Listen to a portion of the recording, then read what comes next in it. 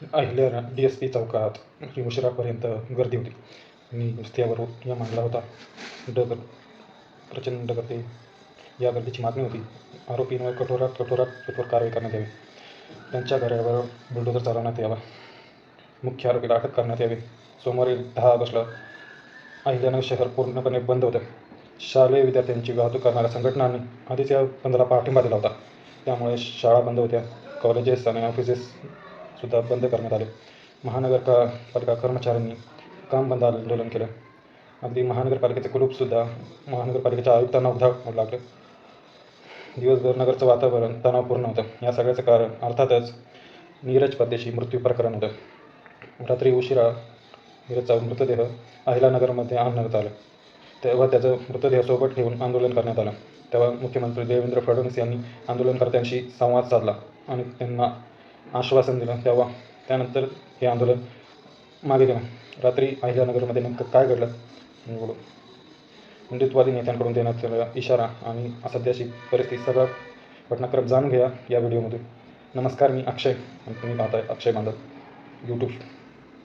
संध्याकाळी 7 ऑगस्टच्या संध्याकाळी मुकुंदनगरच्या भागात स्ट्रीट लाईट दुरुस्तीचं काम सुरू होतं. महानगरपालिकेच्या विद्युत विभागाचा कंत्राटी कर्मचारी धीरज तिथे उपस्थित होता. 6 ते 7 जणांच्या टोळक्याने त्याला मारहाण केली. त्याला हॉस्पिटलमध्ये भरती करण्यात आलं. पण 9 ऑगस्टला उपचारादरम्यान त्याचा मृत्यू झाला. धीरजच्या कपाळावर भगवा टिळा होता म्हणून त्यावरती हल्ला झाला आणि तो हिंदुत्वाचं काम करायचा म्हणून त्याचा खून करण्यात आला असा आरोप त्याच्या पत्नीने केलेला आहे. आणि नगर शहर तापलं. सकल हिंदू समाज यांच्या वतीने नगर बंदची हाक देण्यात आली आणि 10 ऑगस्टला कडकडीत बंद पाळण्यात आला. हिंदुत्ववादी संघटनांची मागणी होती की पोलिसांनी एकूण 6 आरोपींना अटक केली असली तरी मुख्य आरोपी अजूनही पसार आहे.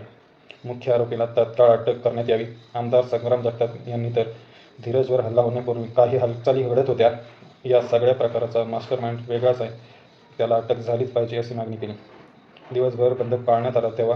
तेव्हा धीरजचा मृतदेह छत्रपती संभाजीनगरच्या घाटी हॉस्पिटलमध्ये पोस्टमॉर्टमसाठी पाठवण्यात आला होता. पोलिसांनी सगळ्या नगर शहरात कडेकोट बंदोबस्त ठेवला होता. नगरला पोलीस शाहीचं स्वरूप आलं होतं. मुकुंदनगर भागातले रस्ते पोलिसांनी बंद केले होते. या सगळ्या प्रकरणाची धग वाढली ती रात्री 6:45-7 वाजल्यापासून DSP चौकात आंदोलकांची गर्दी जमू लागली. मग धीरज परदेशीचा मृतदेह घेऊन जात असलेली आंदोलकांनी DSP चौकातच थांबवली. तेव्हा आमदार संग्राम जगताप संग्राम भंडारे यांच्या नेतृत्वात परदेशी कुटुंबातील हजारो नागरिक रस्त्यावर आले. धीरजच्या मृतदेहासह तिथे ठिय्या मांडला. सूत्रधाराला शोधून काढा असं सांगण्यात आलं. काही आंदोलकांनी गाड्याही अडवल्या. त्यामुळे तेथील तणाव वाढला. प्रांत अधिकारी सुधीर पाटील, महानगरपालिकेचे श्याम घोटाळकर यांनी प्रशासनाची बाजू मांडली. आंदोलकांची समजूत काढण्याचा प्रयत्न केला पण आंदोलक मागे हटणार नाही या भूमिकेवर ठाम होते. या रास्ता रोको आंदोलकांवेळी काही घोषणाही झाल्या. संग्राम जगताप यांनी यावेळी मुकुंदनगर भागातील रस्ते पोलिसांनी ब्लॉक केले.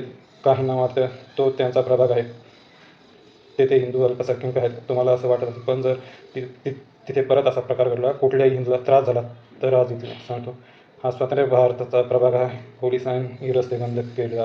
उद्या संग्राम बंद करेल तेव्हा एकालाही बाहेर येऊ देणार नाही.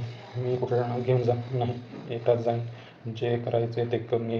अजून अर्थाने अटक केलेली नाही. पोलिसांनी चिल्लर धरून आणली आहे. मुख्य आरोपीला अटक झाली पाहिजे ही आपली मागणी आहे असा इशारा दिला. त्यानंतर आमदार अक्षय कर्डिले यांनी पोलिसांना सांगण्यात येत आहे खरे आरोपी नाहीत.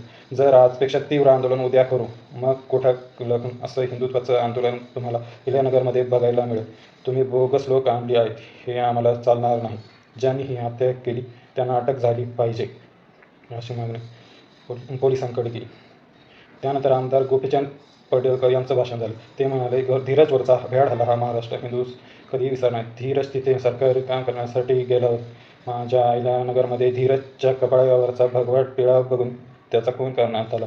तुमच्या धमक होती तर सांगून हल्ला करायचा होता. धीरजचा कुठलाही जुन्या भावनाशी संबंध नव्हता. त्यानंतर पडळकर यांनीही आरोपींच्या घरावर बुलडोझर चालवायला पाहिजे अशी मागणी केली. संग्राम भंडारे यांनी आपल्या भाषणात परदेशी कुटुंबांना आपल्या दुःखावरून ठेवलं आहे. धीरजची पत्नी आमची बहीण आहे घाबरली नाही. तिने मीडियासमोर येऊन सांगितलं, माझ्या नवऱ्याला कपाळावर टिळा होता म्हणून मारलं गेलं. तिची भावना लक्षात घ्या. मी भगवा टिळा लावून खांद्यावर भगवा झेंडा घेऊन मुकुंदमध्ये जाणार आहे असा इशारा. 5 तास आंदोलन सुरू होतं. त्यानंतर गोपीचंद पडळकर यांनी मुख्यमंत्री देवेंद्र फडणवीस यांच्याशी संपर्क साधला. तेव्हा फोनवरून फडणवीस म्हणाले, धीरज पलशी यांना न्याय मिळेपर्यंत गप्प बसणार. कायदेशीर प्रक्रियेमध्ये कोठेही कमतरता राहणार नाही. खटला जलद गतीने न्यायालयात चालवण्यासाठी सरकार न्यायालयाला विनंती करेल. आपण बसून 3-4 चांगल्या वकिलांपैकी एकाची नेमणूक विशेष सरकारी वकील म्हणून करू. आरोपींच्या अतिक्रमणी घरांवर चौकशी करून कारवाई करू. ही घटना अत्यंत निंदनीय असून अशा प्रकृतींना सरकार ठेचून काढेल.